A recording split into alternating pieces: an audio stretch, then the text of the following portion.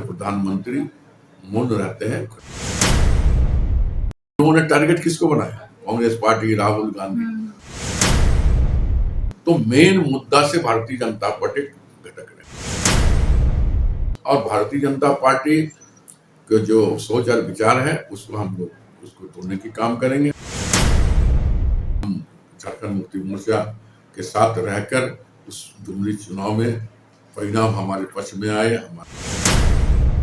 उस पर भी हमें नजर रखना होगा। इस बार परिणाम बेहतर से बेहतर कैसे हो उस पर रणनीति, उनको सीट मिलेगा उनको हम मदद करेंगे।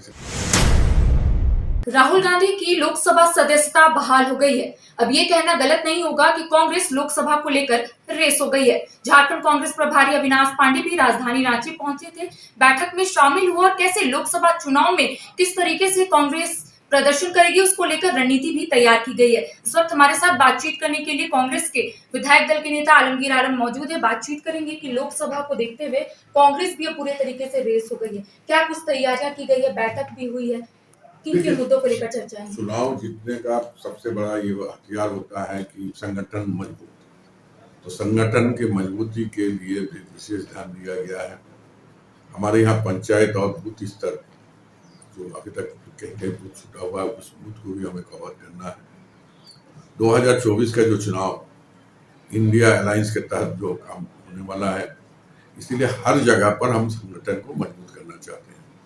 क्या जहां हमें सीट मिलेगा वहां हमारे गठबंधन जो है हमें मदद करेंगे, जहां उनको सीट मिलेगा उनको हम मदद करेंगे। इसलिए गठबंधन के तहत हम लोग चुनाव, इंडिया के जो बैनर बना है उसके तहत हम लोग चुनाव लड़ने जा रहे हैं।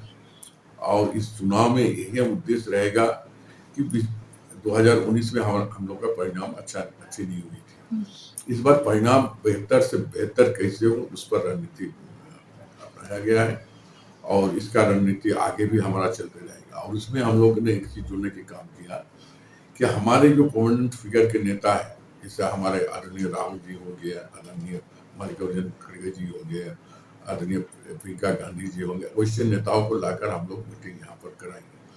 और एक चीज कल भी एक सुझाव उन्होंने दिया है कि डुमरी जो चुनाव जो घोषणा हो चुका है बाई इलेक्शन, उस पर भी हमें नजर रखना होगा और हर पल हम झारखंड मुक्ति मोर्चा के साथ रहकर उस डुमरी चुनाव में परिणाम हमारे पक्ष में आए, हमारे उम्मीदवार जीते।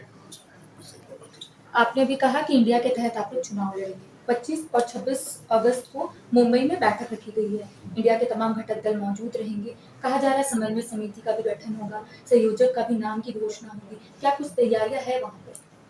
देखिए, ये तो अपर लेवल की बात है। यहाँ लोग जानते हैं कि इसके पहले भी पटना में हुआ और उसके बाद महाराष्ट्र में हुआ है, अभी फिर होने वाला है। हाँ, तो ये सारी प्रक्रिया शुरू है, लेकिन हम इंटैक्ट हैं। इंडिया के गठबंधन के तहत ही हम लोग चुनाव पार्लियामेंट का लड़ेंगे और इसका परिणाम बेहतर होगा। आप कल आप देखे होंगे कि कल विधानसभा में कल तो नहीं 9 तारीख को अनास्था प्रस्ताव और हमारे ही जो है अनास्था प्रस्ताव करने वाले अपने बात को रखने के लिए खड़े हुए थे, वो गए। उन्होंने एक ही बात बोला कि हमें मणिपुर पर अविश्वास प्रस्ताव इसलिए लाए कि ताकि हमारे प्रधानमंत्री मौन रहते हैं, कम से कम इसके बारे में कुछ बात करें। लेकिन हम लोगों ने देखा क्या कि पूरे तंत्र माने पूरे जो संविधान है उसको दरकिनार करते हुए वहां कोई कांग्रेस के लिए अनास्था प्रस्ताव नहीं आई थी, ना कोई राहुल गांधी के लिए। उन्होंने टारगेट किसको बनाया? कांग्रेस पार्टी, राहुल गांधी। तो मेन मुद्दा से भारतीय जनता पार्टी भटक रहे हैं। अभी डुमरी चुनाव जो होने जा रहा है, हम लोग वही मुद्दा को लेकर आएंगे कि यहाँ पर बेरोजगारी, यहाँ पर महंगाई, यहाँ पर किसानों का दोहरी लाभ, यहाँ पर गैस सिलेंडर के दाम, इस पेट्रोल डीजल के दाम, यही सब लेकर हम लोग आएंगे।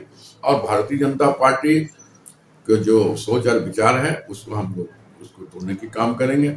और चाहे 2024 का पार्लियामेंट का चुनाव हो, चाहे अभी डुमरी का चुनाव है, हमारा मकसद है कि हम अधिक से अधिक सीट जीत कर आए पार्लियामेंट में और डुमरी चुनाव में हम जीता सकें। चुनाव से पहले सभी राजनीतिक दलों में एक रैली निकाली जाती है, जनता के बीच आप लोग जाते हैं, कांग्रेस की ओर से रैली निकाली जाएगी, क्या क्या मुद्दा रहेगा और कौन कौन लोग शामिल होंगे? देखिए, मुद्दा तो रहेगी। अभी देखिए, अभी तो डुमरी चुनाव हमारा सर पर है। इसके लिए हम लोग 2-3 दिन में बैठेंगे माननीय मुख्यमंत्री के साथ, वही बुलाएंगे वहाँ, और वहाँ बैठकर हम लोग रणनीति तय करेंगे। मुद्दा और स्लोगान क्या रहेगा वो तय हो जाएगा। और इसमें कौन कौन नेता मौजूद रहेंगे इस रैली में? देखिए, इसमें देखिए झारखंड मुक्ति मोर्चा कुछ ये है, उसके बाद कांग्रेस हो गया, आरजेडी हो गया, लेफ्ट के लोग भी रहेंगे, जदयू में मेरे साथ है, बहुत सारे लोग रहेंगे। अच्छा, डुमरी में उपचुनाव होना है और ऐसे में नामांकन आज से शुरू हो गया है, जब बेबी देवी वहां पर नामांकन भरनी जाएगी तो क्या कांग्रेस मौजूद रहेगी? निश्चित कांग्रेस रहेंगे। बोले ना कि कांग्रेस हर पल हर समय चुनाव तक उनके साथ है। मतलब लोकसभा को लेकर तैयारियां पूरी हो गई है।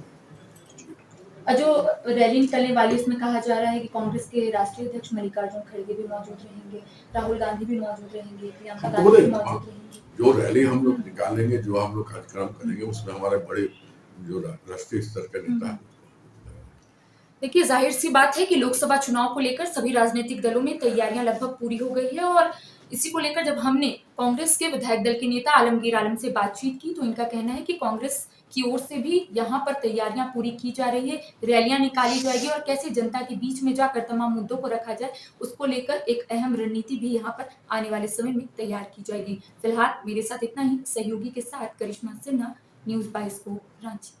IIT जी नीट एस्पिरेंट्स के सपने को पंख देने आ गया है कंप्लीट सॉल्यूशन इंस्टीट्यूट। यहाँ है smart classroom, 1-to-1 doubt clearing session, ask the expert, video solution और भी बहुत कुछ। मतलब हम करेंगे आपको गाइड, बनेंगे आपके mentor. Foundation classes from class 6 onwards for your bright future. Visit complete solution institute.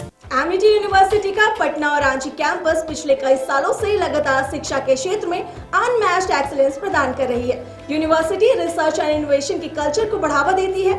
यही कारण है कि यहाँ के शिक्षकों और छात्रों ने मिलकर अब तक 700 से ज्यादा रिसर्च पेपर और 30 से ज्यादा पेटेंट फाइल किए हैं। यही नहीं, यहाँ के फैकल्टीज और स्टूडेंट ने 50 से अधिक किताबें पब्लिश की हैं। यूनिवर्सिटी के दोनों ही कैंपस में स्टूडेंट को कॉर्पोरेट प्लेसमेंट प्रोसेस को क्रैक करने के लिए ट्रेनिंग दी जाती है और इसलिए एमिटी यूनिवर्सिटी अपनी स्थापना से ही देश विदेश के कई जानी मानी मल्टीनेशनल कंपनीज जैसे Amazon, Accenture, JP Morgan, GPT, TCS, Wipro, ITC, federal bank, Hindustan Unilever जैसे 180 रेप्यूटेड कंपनीज के लिए रिक्रूटमेंट की प्रेफर्ड चॉइस बन गई है। यही वजह है कि आयुष कुमार को जेपीटी कंपनी लिमिटेड में 24 लाख, जान निसार अख्तर को अमेज़न से 30 लाख और देव नरूला को ह्यूमन होल्डिंग कंपनी लिमिटेड में 44.5 लाख का पैकेज मिला। वहीं सुमन गुप्ता को पैलो ऑल्टो में मिले 47 लाख के हाईएस्ट पैकेज से यूनिवर्सिटी ने बिहार और झारखंड में एक नया रिकॉर्ड कायम किया है।